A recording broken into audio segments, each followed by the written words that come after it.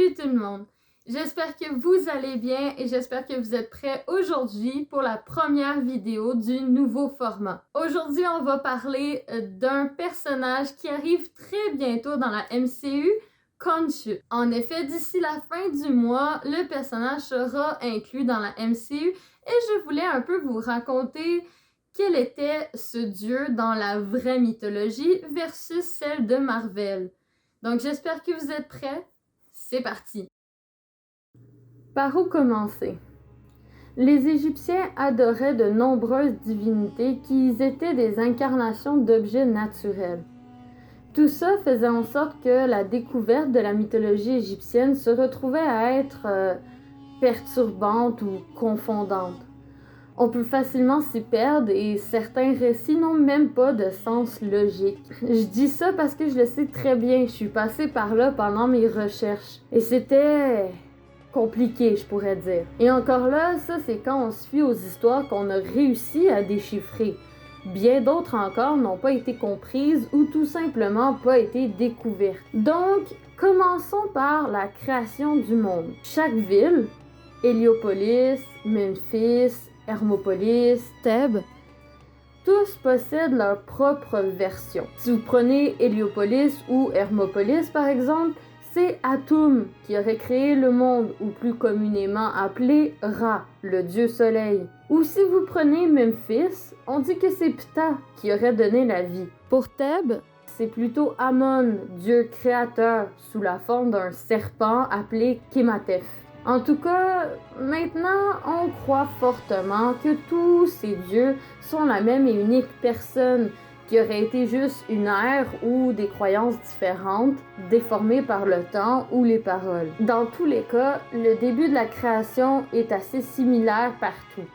Il y avait un cours d'eau infini appelé le Nun. Mais le plus populaire des mythes est celui que dans ce cours d'eau a apparu une colline, et que dans cette colline résidait un lotus, et que dans le centre de la fleur, on pouvait y trouver un enfant, Ra, le dieu soleil, appelé aussi Atum. En grandissant, Ra fit naître les autres dieux grâce à son propre corps, et parmi tous les dieux qui naissent des unions et des créations, on peut y trouver Khonshu. Mais celui-ci n'est pas très connu, puisqu'il ne fait pas partie des 12 dieux du panthéon égyptien. Khonshu est appelé aussi Khonsu, ou Khons, ou Khenshu, ou Chans, ou Khonshu, ou Khonsu. En tout cas, il est le dieu de la lune. Contrairement à Thoth, qui lui aussi est un dieu lunaire, Khonshu incarne vraiment la lune, et puis son énergie dans celle-ci. Mais Khonshu a eu différentes histoires à travers le temps et a revêtu différents types de manteaux. Dans la plupart des cas, il est le fils de Amun et de Mut. Il a été aussi adoré et vénéré que son père et sa mère, surtout à Thèbes, où se trouve le temple sacré de Karnak, qui a été construit en l'honneur d'Amun dans la période Ramesside de la 19e dynastie. Grâce aux nombreuses histoires qu'on peut avoir de Khonshu, on peut l'avoir vénéré pour différentes raisons.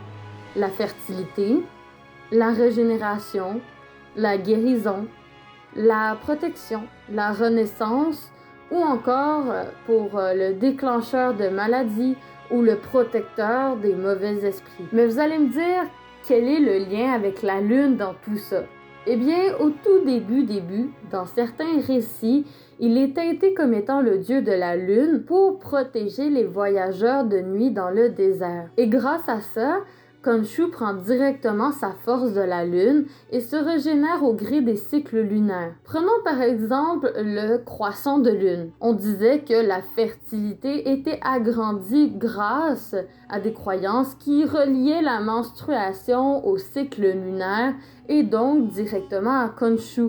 Voilà pourquoi il avait été associé avec le temps à la fertilité. Et Khonshu a un grand pouvoir de guérison qu'il puise directement de la lune grâce à certaines croyances pour le donner aux gens qui le vénéraient. Cette capacité de changement lui permettait de rester éternellement dans sa forme enfant, entre parenthèses. Et bien que certaines histoires racontent qu'il aurait été associé à Horus, à Shu, à Thoth, l'histoire la plus commune de tous est le trio de Thèbes, chargé de protéger la capitale et donc le pharaon. Khonshu fut transformé à cause de ça en dieu d'apparence plutôt enfantine, sans pour autant perdre les capacités lunaires. On le représentait souvent avec un crâne rasé et une mèche sur le côté, celui-ci se révélant être très sanglant et très impitoyable. Il fut transcrit comme étant violent, sans peur et assoiffé de sang. Sur les murs et les sarcophages de l'ancien royaume, on pouvait y lire que Khonshu aidait des rois décédés à tuer d'autres dieux pour que le roi se nourrisse de leur cœur et qu'ils prennent leur force. Assez morbide comme histoire, non? Mais il restait que le trio était redoutable, autant par leur force, leur capacité, leur pouvoir, mais aussi par le fait que Amon était le dieu solaire, le parfait contraire de son fils, le dieu lunaire. Par la suite, on a, à travers le temps, découvert d'autres écrits qui datent de l'époque de la 19e dynastie, qui affichent d'autres types d'histoires pour Khonshu, comme par exemple le fait qu'il aurait été soi-disant le serpent qui a fertilisé l'œuf monde, laissant sur son passage le côté obscur de toute chose. Ou encore, on disait qu'il aurait, grâce à une stèle qu'on a trouvée dans le temple de Karnak, aidé la jeune fille malade de Néferouré, femme du roi de Bactan, soi-disant que ça serait une contrée qui serait dans la Syrie actuelle. En tout cas, le roi avait essayé de contacter tous les médecins possibles pour soigner la jeune fille, mais sans succès. Donc, le beau-fils de celui-ci envoya en urgence le sage Jehunt Yemheb, qui celui-ci réalisa que la jeune fille devait probablement être possédée par un grand esprit obscur et donna donc au roi une petite statue pour chasser le démon. La statue était empreinte du dieu Khonshu, et dès que celui-ci entra en contact avec la jeune fille, elle fut complètement guérie du jour au lendemain. En voyant ça, le roi essaya de garder la statue en sa possession au lieu de la renvoyer en Égypte. Mais malheureusement, ça fonctionne pas comme ça avec les dieux de l'Égypte. Une nuit, Khonshu fit le message assez sévèrement envers le roi en prenant la forme d'un faucon d'or, lui ordonnant de le retourner chez lui. Et le lendemain matin, complètement apeuré, le roi retourna la statuette en Égypte. Et pour finir, d'autres écrits décrivent Khonshu comme étant un guérisseur grâce au fait qu'il aurait soigné le roi d'Égypte Ptolémée IV 300 ans avant Jésus-Christ. Pouh! Ok, on respire 2 secondes. C'était un très gros bloc. Si vous êtes un peu confus, c'est tout à fait normal. La mythologie égyptienne a parfois pas de logique ou des récits complètement différents les unes des autres, mais c'est toujours les mêmes personnages qu'on parle. Peu importe, il reste quand même que tout ça fait en sorte que la mythologie égyptienne a un certain charme, et c'est ça qui fait en sorte qu'on la prend tellement souvent dans plein de choses de la pop culture, que ce soit des films, que ce soit des livres, que ce soit des séries, et notamment Moon Knight. Bon, comme vous pouvez le voir, la mythologie égyptienne est assez compliquée à comprendre. En fait, c'est sûr qu'elle a énormément de subtilités, qu'elle a énormément d'histoires différentes, et sortir avec un mal de tête à la fin quand vous avez lu un livre sur la mythologie égyptienne, c'est tout à fait normal. Mais rentrons dans le vif du sujet, la comparaison entre les deux personnages. Je vais rester uniquement sur le personnage de Moon Knight Khonshu de la modernité et non pas des très vieux comics, parce qu'on sait que le personnage de Moon Knight est un personnage qui a eu beaucoup de facettes différentes, beaucoup d'histoires différentes, un peu comme Khonshu dans la mythologie égyptienne en fait. Mais On va se concentrer vraiment sur le nouveau Moon Knight, sur le nouveau Khonshu, des nouveaux comics, et notamment de la prochaine série en fait. Donc je vais me baser aussi beaucoup plus sur les trailers qu'on a reçus, ainsi que sur un peu des comics, mais beaucoup plus sur le visuel et sur les caractéristiques cinématographiques qu'on peut observer pour le moment. Et c'est sûr et certain que le personnage est extrêmement complexe, donc je vais pas pouvoir passer sur tous les détails. Encore plus que la série n'est pas encore sortie, donc ça se peut qu'il y ait des éléments que j'oublie, que je vais pouvoir peut-être faire une mise à jour dans les prochains mois. Et juste avant de commencer les ressemblances et les différences, je vais aussi combiner en fait le personnage de Moon Knight, Mark Spector, etc., Steven, Khonshu, toutes dans le même personnage. Parce que dans le sens où Khonshu, le dieu mythologique, et Mark Spector, Moon Knight, Khonshu, tout réunis ensemble, ont énormément de points communs avec le dieu mythologique, et non pas uniquement Khonshu en lui-même. Donc quand je vais parler du fait de justement de la violence de Moon Knight, eh bien c'est pour faire un rapprochement avec le dieu mythologique, et non pas juste se préciser sur le personnage de Khonshu qu'on voit dans la série. Parce que oui, en effet, Khonshu est l'une des personnalités que Moon Knight possède. Je les regroupe toutes dans le même personnage parce que on voit des similitudes énormes avec le personnage mythologique. Donc, c'est parti. On va commencer avec les ressemblances, et celle la plus flagrante, c'est celle sur le dieu lunaire, en fait. Tout simplement l'appropriation qu'il y a avec la lune.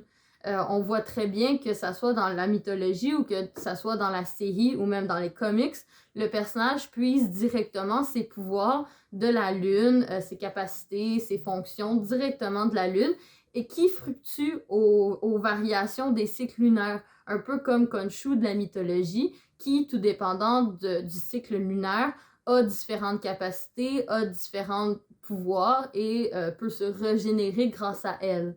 Par la suite, la deuxième ressemblance la plus flagrante, c'est celle de sa capacité un peu violente à régler les situations.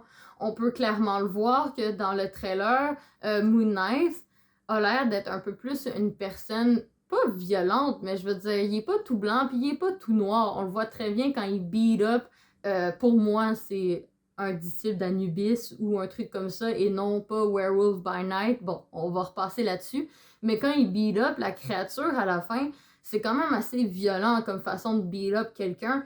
Et même pendant tout le long du trailer, il y a plusieurs combats qui font en sorte qu'on voit que Moon Knight n'est pas un personnage tout blanc. Et notamment aussi du fait très psychologique de la personne. Ça aussi, c'est quelque chose qui peut être une métaphore quand même assez subtile de Khonshu de la mythologie, parce qu'on sait très bien que Khonshu de la mythologie a énormément d'histoires, parce que il y a tellement de récits à travers les villes et à travers les régions qu'il a porté différents manteaux, qu'il a différentes personnalités et différentes histoires.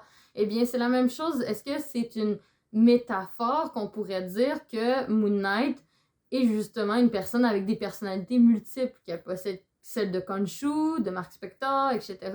Et que, même encore là, dans le trailer, on le sait pas, mais dans les comics, il y a encore plus de personnalités que ceux qu'on voit dans le trailer. Mais cet aspect de justement d'avoir une personne avec des personnalités multiples, est-ce que c'est une métaphore subtile du fait de la complexité de la mythologie égyptienne et de ce fait de Khonshu? Par la suite, le rôle de protecteur que Khonshu a dans les comics ou qui a l'air d'avoir plus ou moins dans la série est très ressemblant avec la caractéristique première de celui de la mythologie. En effet, les deux sont des protecteurs de quelque chose, que ce soit les protecteurs d'un pharaon en ancienne Égypte ou que ce soit les protecteurs de son propre corps ou de la ville dans laquelle il se situe. En fait, Moon Knight est un protecteur et la plupart du temps, il agit la nuit. Eh bien, ça aussi, c'est une métaphore directe avec Khonshu de la mythologie, qui est le protecteur des voyageurs de nuit. Par la suite, troisième ressemblance qu'on pourrait trouver, c'est celle physique, en fait. Dans le sens où, déjà, premièrement, dans la mythologie, Khonshu est représenté de deux façons. soit en tant que momifié avec le crâne rasé, une mèche sur le côté, ou en tant que personnage ayant un visage de faucon. Donc ça aussi c'est très ressemblant, comme on pourrait dire, avec la série ou les comics, puisque Khonshu, on peut voir clairement qu'il a un masque de faucon squelettique, la version squelettique du faucon, et qu'en plus de ça, son costume dans la série, c'est comme une momie, en fait. Comment est-ce que la transformation se fait? C'est une transformation très momifiée. Donc ça aussi, ça peut être un rappel direct à la mythologie. Mais la différence la plus flagrante de tous, et celle que vraiment les gens vont devoir... Après, on le sait pas encore. Je peux pas me fier là-dessus parce que le trailer nous donne pas toutes les informations. Mais normalement, Khonshu est le fils de Amon et de Mut, comme je vous l'ai dit précédemment. Et Amon est parfois justement associé à Ra, le dieu soleil. Et on peut voir, notamment dans les trailers, tout dépendant de qui peut être possiblement Ra, on pourrait croire que Khonshu est contre Ra ou contre Anubis. Eh bien, c'est des choses qui ne sont pas du tout liées à la mythologie. En fait, Khonshu n'a jamais été contre Ra, ou presque jamais, vu que c'était son fils et qu'en plus de ça, ils étaient ensemble dans le trio de Thèbes. Eh bien, encore moins avec Anubis non plus. La plupart du temps, il a même été associé à ce genre de personnage et non pas contre eux. Donc après, c'est sûr qu'il y a quelques petites subtilités dans la mythologie qui pourraient dire différemment, mais dans la plupart des versions, Khonshu n'est jamais contre eux. Donc si c'est quelque chose qui est apporté dans la série, que justement Mark Spector ou quoi que ce soit, Moon Knight soit contre possiblement la personne qui possède l'esprit de Ra, eh bien, ça serait une erreur mythologique. C'est pas du tout le cas dans la mythologie. Par la suite, tout simplement, la vie en général de Khonshu ne ressemble pas du tout à celle qu'on voit dans la série possiblement, ou même celle qu'on a vue dans les comics. En effet, Khonshu n'appartient pas, tu sais, là, ils l'ont mis dans un personnage, mais normalement, Khonshu n'appartient pas à une seule personne. C'est supposé être un dieu qui est vénéré et qui donne ses services aux gens. Donc, tout l'aspect de son histoire, de sa personnalité précise et de ses relations familiales n'est pas du tout la même que celle qu'on peut voir dans les trailers de la série ou qu'on peut voir dans les nouvelles versions des comics.